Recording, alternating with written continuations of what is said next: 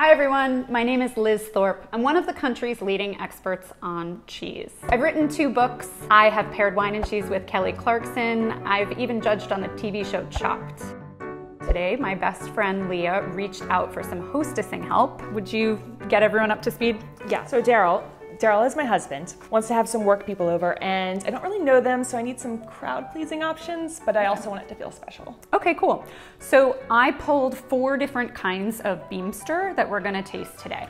Wait, is this Beemster or is it Gouda? So Beemster is Gouda, but it's a very unique kind of Gouda. I mean, you can actually see right here, it's got this little red and yellow seal that says Protected Designation of Origin. Beemster is the only Dutch Gouda that you can buy in this country that is made exclusively in North Holland. North Holland has this particular area called the Beemster. It's got very nutrient-rich soil and the grass is really special. The cows whose milk goes into this cheese only eat that grass and hay, and that's why they call the cheese Beemster. Okay, yeah. So all Beemster is Gouda, but not all Gouda is Beemster. Yes, totally. And also worth noting, all of the cows are free range and grass fed, which is different from a lot of other Goudas. They're living the life a cow is supposed to live. Animals living naturally make better milk, and that makes better tasting cheese.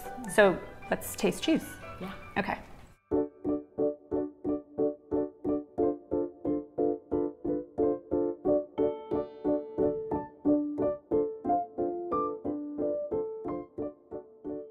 So we are going to taste from milder to stronger in flavor, which I always do, and that means we're going to start with the Beemster goat. And Daryl hates goat cheese. He thinks it's so sour, and it's also so crumbly, like won't it be a mess to serve at a party? It would be if it were fresh goat cheese, so that white crumbly log, but Beemster goat is actually goat Gouda, which means it's been aged. It's aged for about 4 months. What you get in the aging process is a firm, smooth texture and a really mellow but almost sweet flavor. So I call this the goat cheese for people who hate goat cheese. This is like surprisingly delicious. I feel like you could even use this as a cracker and just serve stuff on top of this. I love that. I do that all the time. One of my favorites actually is fig jam. The fig jam kind of plays up the sweetness of the cheese, but you also get some of the kind of textural contrast. You get the sweet and the crunchy. It's awesome.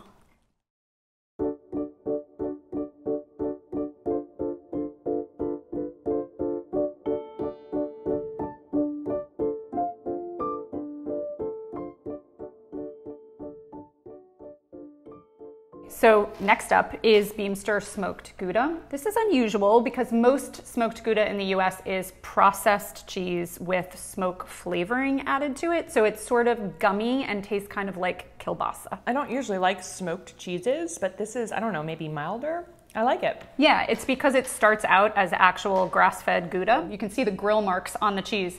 They smoke the wheels over actual hickory wood, so you get this kind of subtle campfire-y smoke rather than hot dog flavor. Yeah, and it is really buttery. Like, I think my kids would even love this. It is awesome for melting. Since you're gonna be rolling with the work people, I recommend you go with a light red wine. I really like Pinot Noir with smoked Gouda, but it is also the go-to for all of your beer drinkers, for sure. But it's fun to kind of play up those savory flavors, pairing it with, I like different kinds of cured meats. I've got some salami and some summer sausage, and also sun-dried tomatoes, really good for a little bit of acidity. It's like a sandwich without the bread.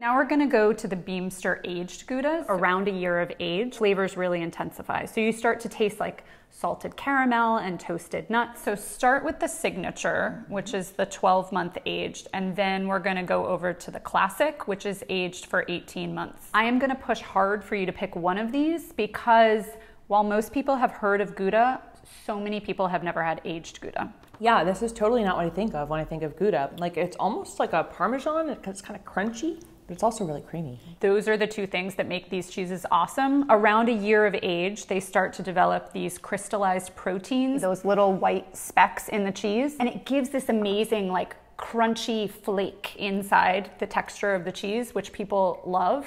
but it's also really creamy, even though it's firm in texture. And that starts with that really rich Beemster milk, but it's also because the cheese is made really traditionally. It's stirred by hand, not by machine.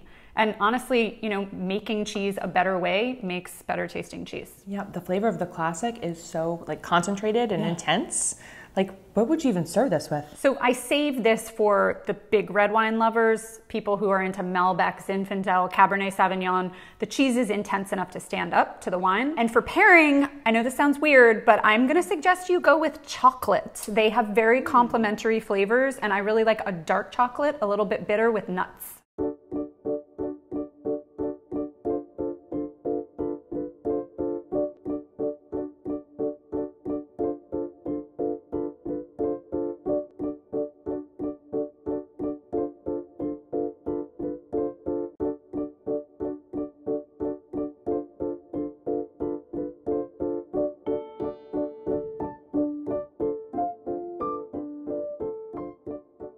That sounds totally awesome and unique, and I love it. Oh, cool. I'll probably do the goat cheese and the smoked, and one of the 2 aged ones, probably the classic, and then maybe a creamy brie or something with it. I think that'll be awesome. You're gonna totally strike that balance of like, make everyone happy, but also surprise people. At the end of the day, you guys can feel good about the fact that you're eating cheese from a farmer-owned cooperative that is serious about animal welfare and sustainable agriculture. So you can feel good and you can do good at the same time. And maybe, just maybe, we will make Daryl a goat cheese convert. Cheers!